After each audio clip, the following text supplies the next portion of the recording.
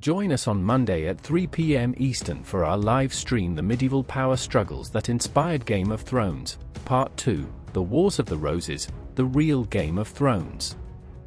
The Wars of the Roses, 1455 to 1487, were a series of brutal civil conflicts that tore England apart as the rival houses of Lancaster and York vied for the crown.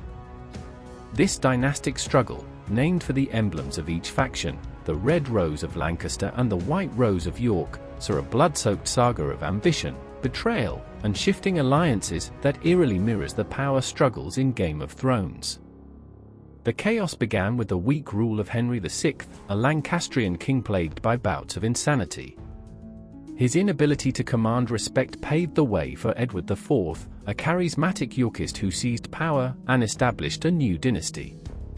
Edward IV's reign was marked by internal strife and the machinations of his brother Richard III, whose ruthless ambition led to his seizing the throne.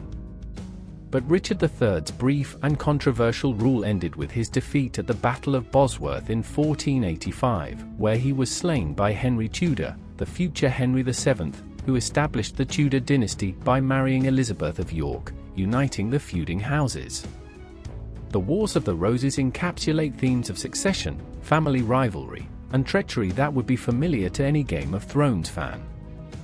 Like the Starks and Lannisters, the Lancasters and Yorks were families torn apart by their quest for power.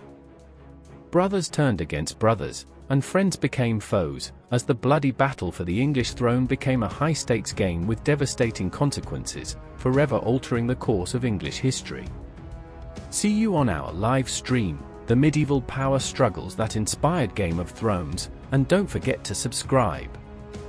Stay curious.